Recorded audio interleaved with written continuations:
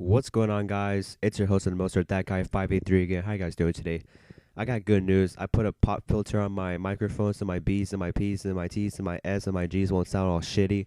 So, I know a lot of you guys are going to be mad at me for doing this, but this was back before when I was 13 years old, didn't give a fuck about anything in my life or people around me. I was going through a rough time lately, or back then when I was 13. Back then, I'm 15 now, by the way, and this was before any of the life stories were even made. So call me a hypocrite, but because I always say, stick to the sticky icky, the ganja man, marijuana, the yeah, that. All right, so don't do the things that I do just because you heard from my life story. This all my life stories are just for you to learn not to do.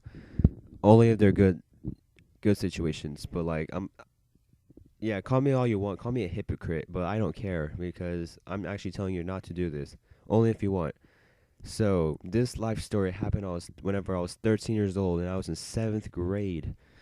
All right, so yeah, seventh grade, 13 years old. This it was passing time for sixth period. If you don't know what passing time is, it's basically you go to your next class and for 4 or to 5 minutes long, so you can get your shit together, go across some other classroom. So before I say anything else, I know what I did was wrong, blah, blah, blah. So I go inside this restroom. Me and my friends actually planned this. Now, whenever I was 13 years old, I hung out with the bad influences, like 15, 16-year-olds, maybe 14. But, like, they were really bad, drug use and all that. They're the ones that got me in trouble by being on probation. But this was before probation. I think I got on probation like a month later for that. Or not for this story, but like for something else. So me and my friends planned this to play in the restroom, and we finally got to the restroom, and he hands me this purple pill, and I look at it, and it has a crown on it. And then as I was about to take it, my friend said, "Whoa, whoa, you gonna take that now?" And I said, "Yes, I'm gonna take it now." And he said, "If I were you, I'll just wait till you get home. Trust me." And I said, "What's the that can happen?" And my friend said, "No, for real, like that's 100 milligrams." And I said, "Okay." And he said, "Okay, fine. If you're gonna take it, then you gotta take a lot of water." And I said, "Why?" And he said, "You have to be very hydrated when it comes to MDMA." Now, MDMA is ecstasy, which is Molly. It's all the same thing, but with different names. And so then I said, "Okay." So as I took the pill, he hands me this water bottle, and I just chug. I just started chugging it, because you don't want to be dehydrated when you're on Molly, because you can like pass out. So after I took this pill, went to class, nothing happened yet. Still waiting, nothing happened. And then 45 minutes kicks in, I started to feel something. I start to feel this panic like thing, because I can like anxiety, because I have anxiety like real bad. And so then I start to feel like anxiety coming, but I start to like chill out for a little bit. But I start getting this other feeling. I start feeling this happiness, this joyness towards my classmates, because I'm not sure why, but I just felt like, not to be gay or anything, but I felt love, like for my classmates. For some reason, it was just like spiritual kind of. It was so weird. And then after that, like I couldn't really speak that much because I didn't really feel like it. Because I'm not sure why MDMA does this to you, but like the teacher told me to go read, and I was just like with my mouth open, like real wide, and I'm just sitting there, frozen, looking at my page. And she said, "Come on, Ryan, it's time for you to read." And I said, actually, I didn't say anything because I couldn't speak, but I was thinking to myself, I would if I could. But she finally got up from her chair, and then she pointed at my page, and she said, "We're right here, Ryan, read." And the whole class was just looking at me all weird. And then she said, "Do you need to step outside and we can talk about this?" And I was just like this. And then she said, "You know what, Ryan? You don't get credit for this class anymore. Next." And I'm thinking to myself, "Wait, what just happened?" And then she picked somebody else to read. And then all of a sudden, the drug dog just walks in the room with with the principal and the police officer carrying the drug dog. And then all of a sudden, the whole class just looks at me and starts laughing because I got caught with the drug dog before. But this drug dog wasn't just like for this class specifically. It was for every class, because when the drug dog comes, it has to go to every class. And so as we go into the hallway, they always say, "Take off your jackets and your all that sweaters and blah blah blah. And so we go outside, and there's no drugs. And then as I go inside, the teacher says, "Oh, Ryan, can we speak with you, please?" Or the principal.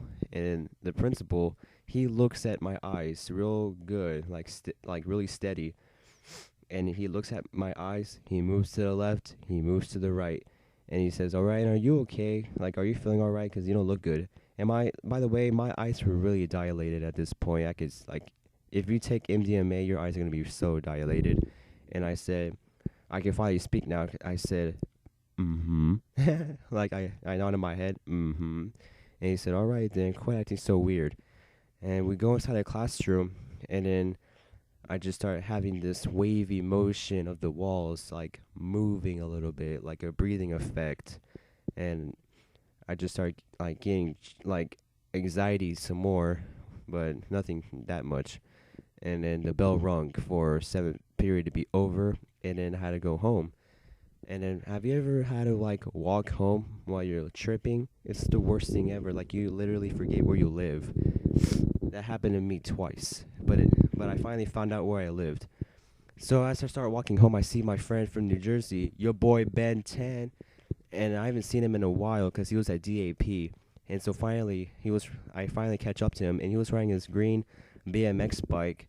And I said, "Yo, your boy Ben 10," or I said his name, and he said, "Whoa, Orion." And keep in mind, like, he's been gone for a while, like months. And I said, "Well, yo, where have you been?" And he said, I was at DAP." And I said, "For what?" And he said, "For some marijuana." And then he stopped his bike, and he said, "Look," and he opens his backpack, and he says, "I actually have weed on me right now." And I said, "Nuh-uh, for real?" 'Cause I didn't believe him. And he pulled out this bag, and I said, "It's just a bag." And he finally pulls it out of his backpack, and I'm like, "Whoa." Now keep in mind, this crazy motherfucker pulled out a big bag. We're talking ounce, like 28 grams. And he opens the bag, takes out a gram and a half, and he gives that shit to me. And he gives me a condom. And then I'm like, "Whoa, thanks." And his brother that was like walking home with him, he was walking home with the group. He said, "Yo, right, you should put that weed in the condom. They won't smell it." And I said, "No, I'm good. I don't want to smoke lube." And then after that, my friend, well, I almost said his name, your boy Ben 10 invited me to go hang out with him and his friends so we can smoke. And I said, "I really can't right now because I got to be home by a certain time." And so then I peaced out, and I was just remembering having that weed in my pocket with no bag in it. I finally get home, put it in the bag, and I smoked that during the weekend. And I told this life story before. I saved the other half for my friend. Like, I was going to give it to him for free, and then my friend ate it. Like no joke, my other friend steals my weed, and he just eats it at lunch. Like, he puts in his mashed potatoes. And I told a life story about that. The link will be in the description below.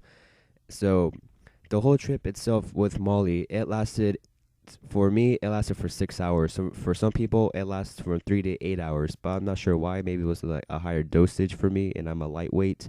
But I'm not sure why. But like, I didn't eat dinner because I just wasn't hungry at the time. And yeah, it's a party drug. I can see why. But like, after the trip was over, the next day I felt so drained and I felt so depressed, and I was just really tired, and I just felt like shit. I felt like I had a hangover. Yeah, it felt like a hangover like the next day. So, I mean, you understand, like, for people that, like, you understand if you ever done MDMA or any other hallucinogenics, you'll understand. So let me know in the comments if this ever happened to you. I want to hear your experiences.